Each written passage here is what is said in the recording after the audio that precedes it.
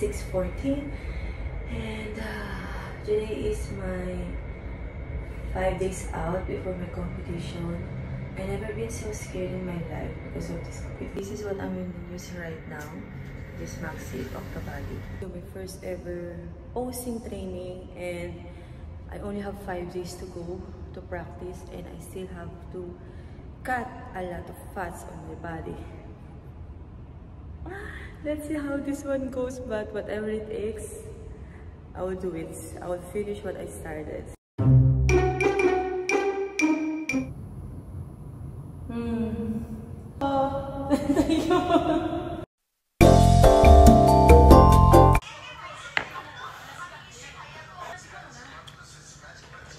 This is my lockers look like. Good morning!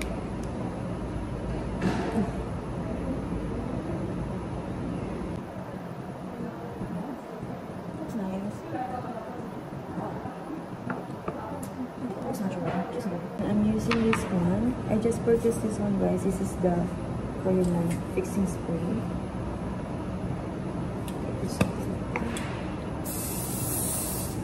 Ang mukha ba to? Ba't kami yung amoy? Amoy alcohol? Ang mukha ba to? Parang alcohol siya. Will stick my face. Pero parang pakiramdam ko parang naglagay talaga ako ng hairspray sa mukha. But let's see.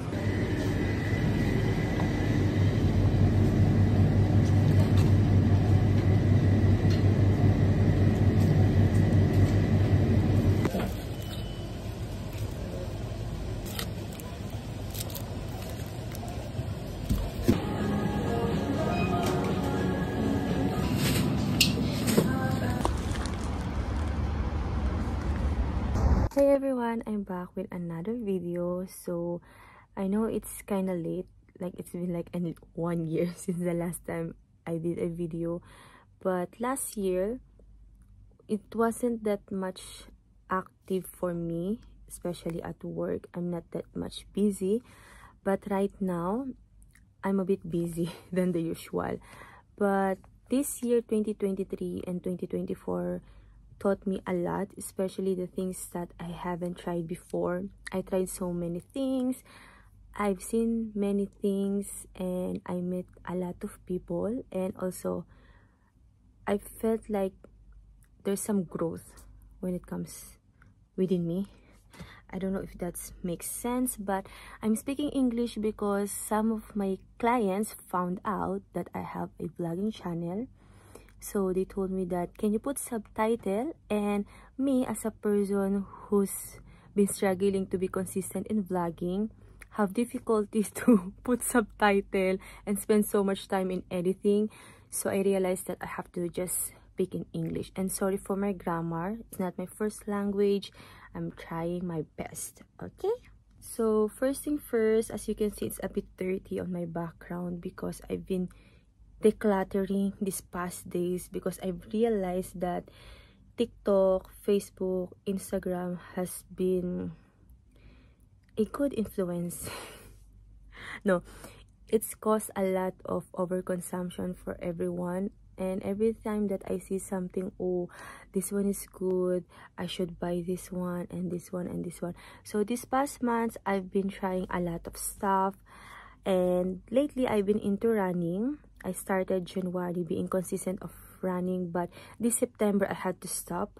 One of the reasons why is that I have to join a bodybuilding competition, so I'm already on my peak week, and I'm still not satisfied on my figure right now because I need to cut more fats. I have to show you guys the makeups that I will be using on my bodybuilding competition. One of the reasons why I bought a lot of makeups is that I will not be hiring any makeup artists, because I've asked a lot of makeup artists, like more than 5. So their minimum wage is 900 dirham for makeup and for hair.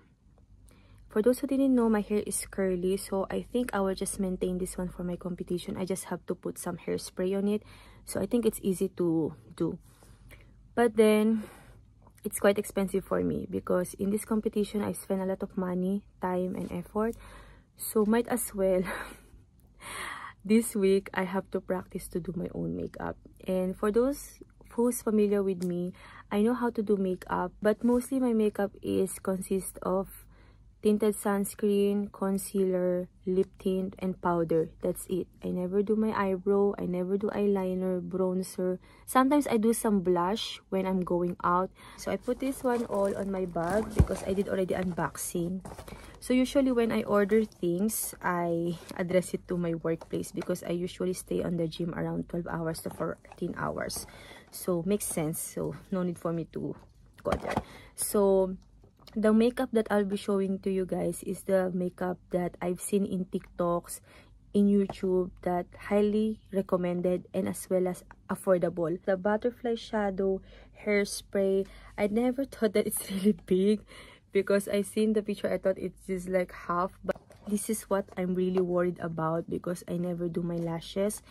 I bought this Happy Heartbeat eyelashes and I really like the design of it because as you can see, this is like really pageant looking, and duo. So I saw a lot of duo, but they say that this one is more the stickiest one. With brushes, actually I've been using Real Techniques brushes for how many years? I think it's been like 7 years, but I only have two type of brushes. Let me show to you. I have this one. This is the mini face brush. This is what I've been using, and the other one is this one, the primer. This is from Ordinary. So as you can see guys, my skin has been cleared up because if you've seen my previous video, I always breaking out, but right now I'm into like making my skincare lesser than the usual. So I've been using only like minimum 3 products, which is facial wash, sunscreen, or moisturizer. That's it. So I ordered Ordinary silicone. They know my skin right now is combination. Before it used to be like oily. Sometimes it's really drying. So I ordered the silicone primer and I've seen a lot of good reviews on this one. Fixing spray. So this is what I'm going to use once I finish my makeup. This is from Crayolan. Product have also a lot of good reviews. That's why I bought this one. Setting spray will make your makeup lasted the whole day because I don't know actually what's going on in the bodybuilding. I just watch it. I ask some people, but it depends also on the what you call this. It depends also on the event coordinator. I'm excited about this is Beauty Glaze eyeshadow palette, product from Shiglam. This is their blush. I really like this one actually. As you can see, it's so cute. This is from the NYX. This is eyeliner. I bought this one guys in total for like 200 dirham, which is a real steal because at least when the next competition comes, I have already my own makeup and I will do my own makeup. See how confident I am that when I did my makeup, it will be like so good. Mascara from Maybelline. I also seen a lot of good reviews on this. That's why I bought this one. And we have two powders. This one is loose powder and this is bronzer. So for those who didn't know, when you do bodybuilding, they usually do some tanning. So I don't know what's the shade I should both guys, contour and bronzer.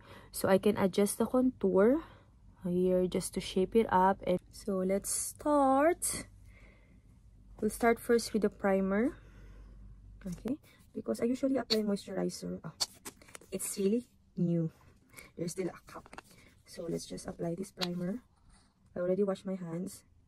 I'm just gonna apply a little bit on my face just to practice.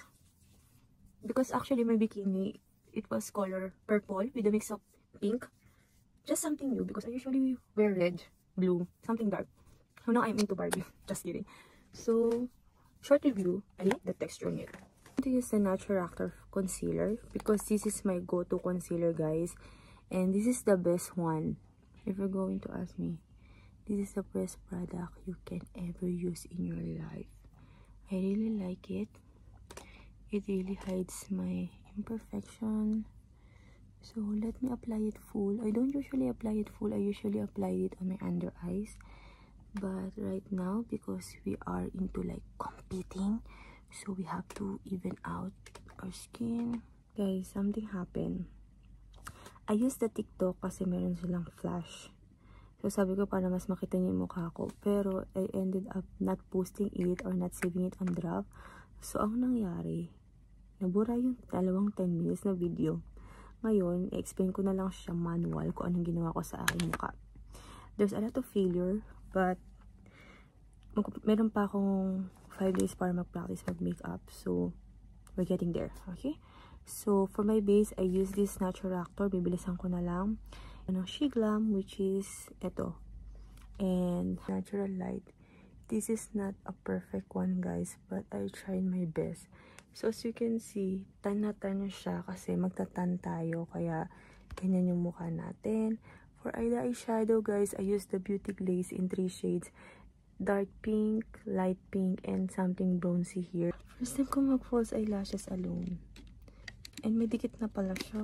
I'm going to use this duo. Let me read first the instruction before I use it. Check fit, align with the natural line, trim excess necessary. Apply. Wait 30 seconds. Okay. So, tingnan muna natin yung eyelashes ko if it fits on this one. Tapos kapag hindi, okay, kailangan ko siyang putulin. Pero ayoko siyang putulin. So, panindigan na natin. Saka na tayo magpuputol-putol. So, wait lang tayo ng 30 seconds bago siya ilagay. Sobrang ganda ng reviews ng duo, in fairness. 30 seconds. So, ano magagawa natin sa 30 seconds? Okay. So, after nito, I'm gonna apply this one. This is the lash lift from Maybelline. This is from Flomar waterproof liner in the shade Tender Cream. And for the lippy, I'm going to use Soloist. Kasi gusto ko lang talagang very light, very subtle. O, tapos na yung 30 seconds. Tapos tayo mag-usap. Ay, buti. Paano ito ilagay? Shucks, B. Ang kapal mo pala. Lo.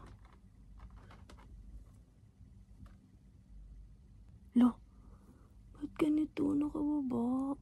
Ay. Siyambo. Ay. Shucks. Hindi ko lang mix emotion, B. Kung maganda siya o hindi. But, B. Parang hindi ko na kailangan mag-eyeshadow. Medyo mabigat siya sa mata, pero... Uy, kaya parang dami nagpapa-false eyelashes. Like, kahit malungkot ako, kahit umiyak ka, mukha pa rin masaya yung mata mo. B, ang ganda pa ng false eyelashes.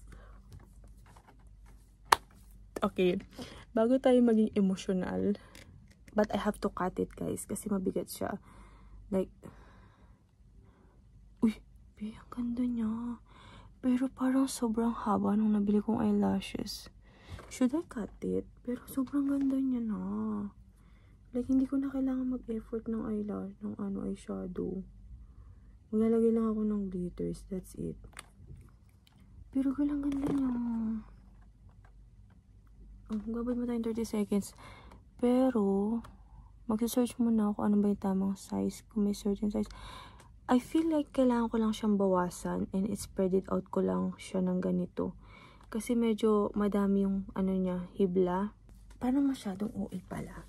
Pero ang ganda niya kasi. Hindi ako nagaganda sa sarili ko, pero feeling ko okay yung makeup. But let's see. At hindi lang yan. Nalagyan pa tayo ng mascara. I bought this eyelash mascara. Oh! Totoo yung sinasabi ng mga beauty guru na ang ganda ng mga wand. I'm really not expert, pero sa 1 taon kasi, simula nung last year, nag-start akong sumali sa pagka-club. So, yung mga kasamahan ko, they're really good in makeup. And, ang dami nilang tinuturo sa akin when it comes to makeup. Done with our eyes. Hindi ako makamove on. Ang ganda. Felt like I just need like 1 shade from the Beauty Glaze. But, let's see. Ewan ko, guys. Uy. Ay, ganda niya. Yung cellphone ko nagsasabi na wala na daw akong iPhone storage, so I have to make it fast. I'm gonna apply a lip liner, Flomar. Nalagpas pa. Alam mo, dapat nag-crop din ako ng ano. Ay, dapat nag-English ako. So, shake it. And then I'm gonna use this yellowies. Yung mahirap magdidikitin, yun ang discover ko. I-defeat na ta.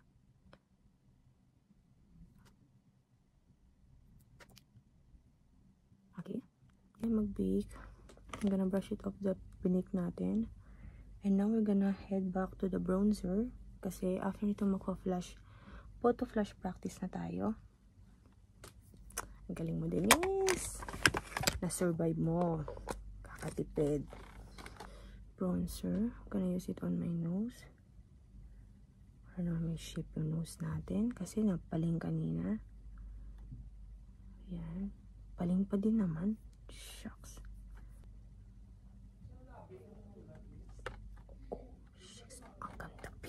This is how it looks like on natural lighting. Be satisfied sa makeup natin, pero hindi ko pa natatry yung flash. So guys, I'm done for today. I think I'm gonna try to cut this one. Oh, madali lang siyang tanggalin ha. I'm going to try to cut this one tomorrow and I will be back. I'm going to use the same lashes kasi pwede naman pala siyang i-reuse. Nag-search na rin ako habang ako inuulan ng very light. But I like the makeup. I like how it looks. I just need highlighter. And I need to put more blush. Kasi parang wala masyadong kulay yung ano ko. But I think we can try right now. Pang madaming blush. Para kasi ano, naging bronzer lang siya. As in, naging tan lang yung mukha natin. Wala masyadong bright yung pisngi. Yes, this is what I want actually. And then, papatungan na lang natin siya ng very light na powder. That's it. But overall guys, ito na yung gagawin kong look.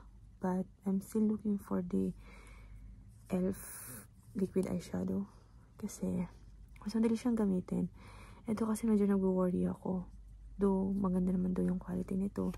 But still, yeah. Pero, yan. Ganyan yung gusto ko. Medyo light. Tapos, papatantan lang siya ng bronzer.